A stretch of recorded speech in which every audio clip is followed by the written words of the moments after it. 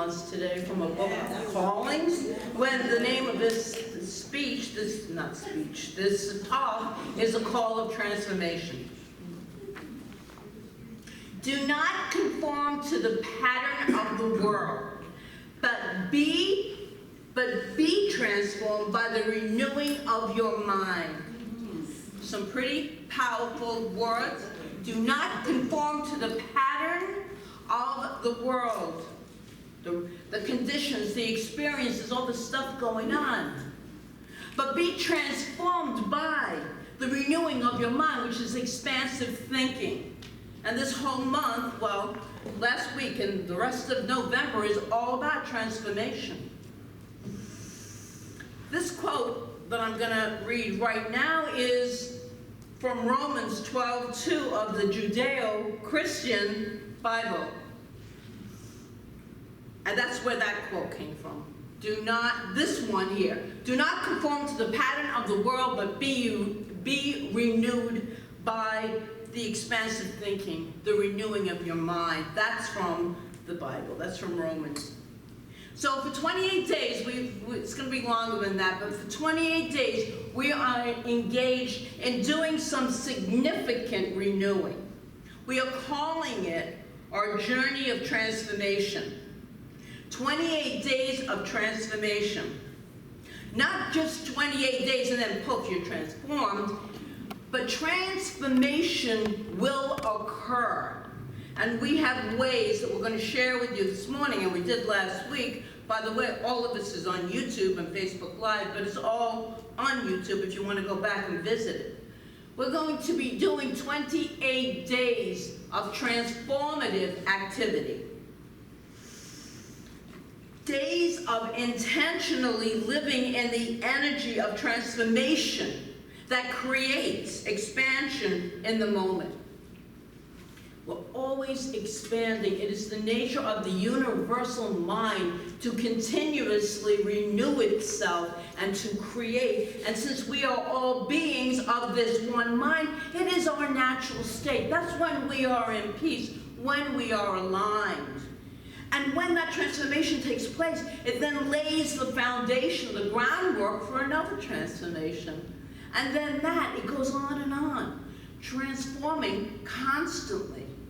In addition to our time together each Sunday, this 28-day journey includes transformational daily activities, which we have been engaged in for a week. If you didn't get the handout last week, there are a few on the table in the foyer to do each day. Really cool stuff. Last week was all about clearing stuff, because we cannot attract the new into our lives when we are filled up with the old.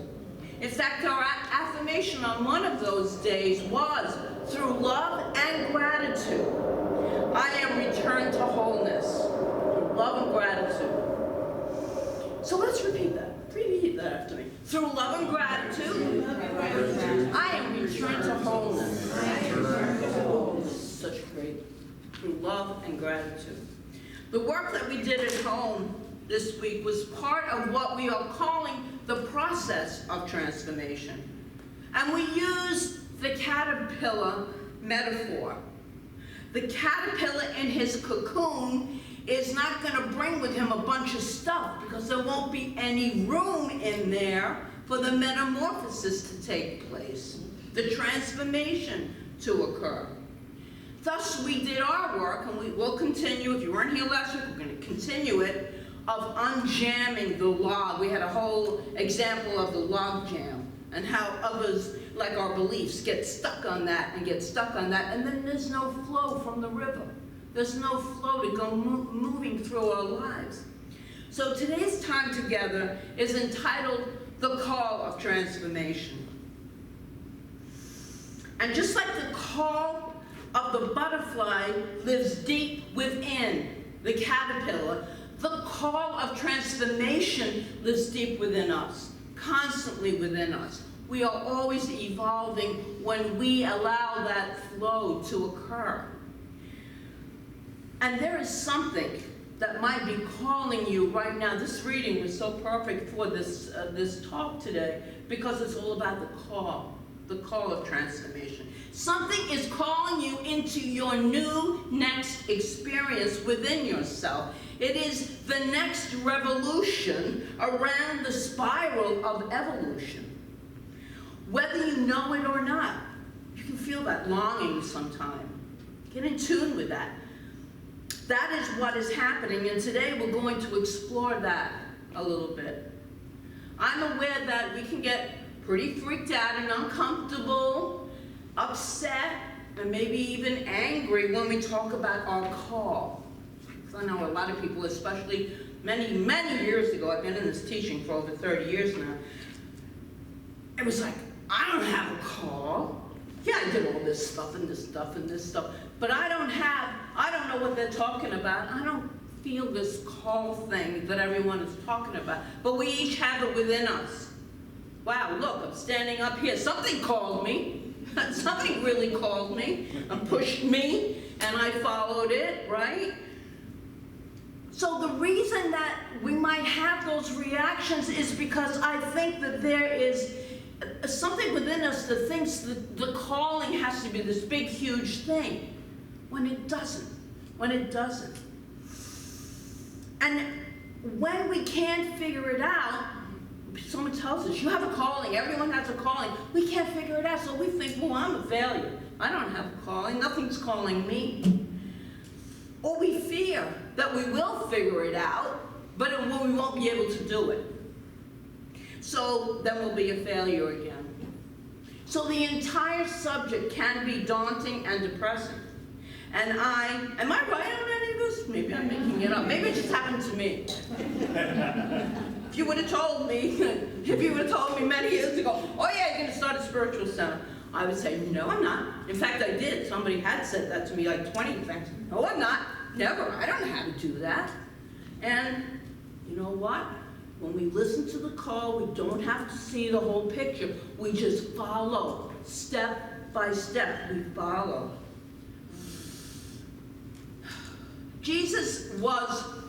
Master Teacher Jesus was one day, I have a story about him, this is a perfect example. He was in the temple and watching the people as they were giving their gifts and contributions. And they were those who were bearing great gifts, giving gifts of great value in the world. And then there was the widow. And in those days, being a widow was a pretty lowly thing. Widows were outcasts. They often had to sell their children to pay their debt. It was a very difficult way of life. So as Jesus was observing the people offering their gifts and contributions in the temple, the widow came to the altar. And it was clear that she had very, very little to give. Yet she had several mites in her hand.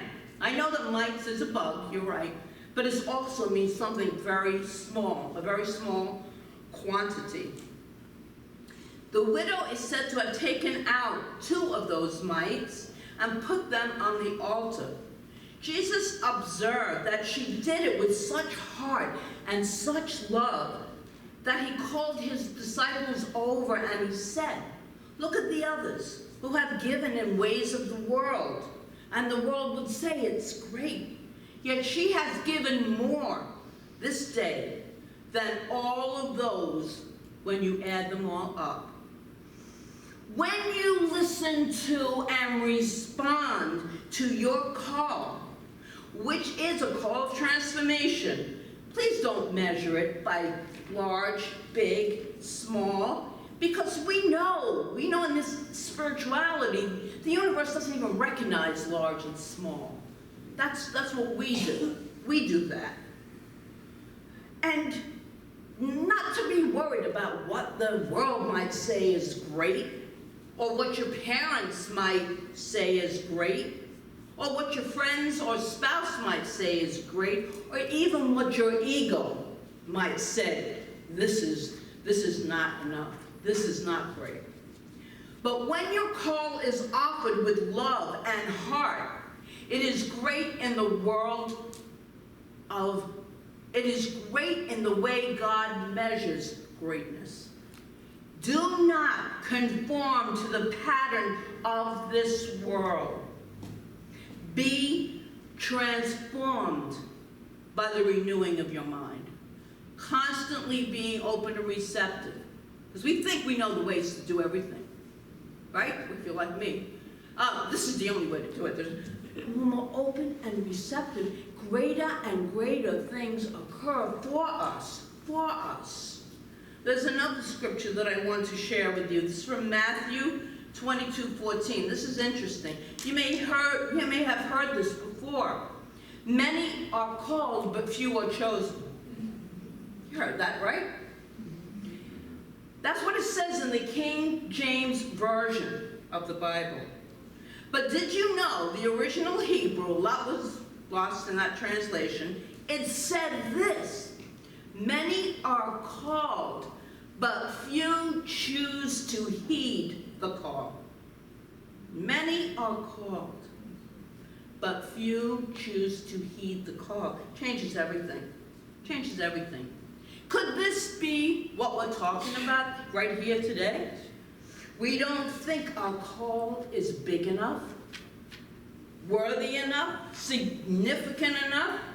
Listen to some wise words from Reverend Dr. Martin Luther King Jr. He wrote this: if a man is called to be a street sweeper, he should sweep streets even as Michelangelo painted, or Beethoven composed music, or Shakespeare wrote poetry. He should sweep streets so well that all the hosts of heaven and earth will pause to say, here lived a great street sweeper who did his job well. It is about focusing on where we are and how the love we bring to what we are doing, the integrity we bring to what we are doing. No large, no small. So to help us remember, I like acronyms, the call to transformation, we have one right now. Creatively aligning with love's leading. C-A-L-L. Creatively aligning, getting in alignment with love's leading. Love leads the way. When we are answering our call, we are creatively aligning with love's leading. This can be in the smallest ways or in a huge way. It matters not. It matters not. It is the nature of the infinite to create. And we are the vehicles through which the divine is expressing in this world. In a very real sense, at the point in the universe where we are, the divine needs our creativity to do its work. As a wise person once pointed out, God could not create Antonio Stradivarius violins without Antonio. God is showing up through us. This divine loving energy is showing up through us in the world, in our own unique creativity. Or maybe you've heard the story of the farmer who was sitting alone on the side of the road when a traveling salesman stopped his car to ask for directions. After receiving the directions, the salesman marveled at all the beauty that was all around. The beauty of this farm that stretched before him. The crops were in perfect rows. They were robust and healthy. The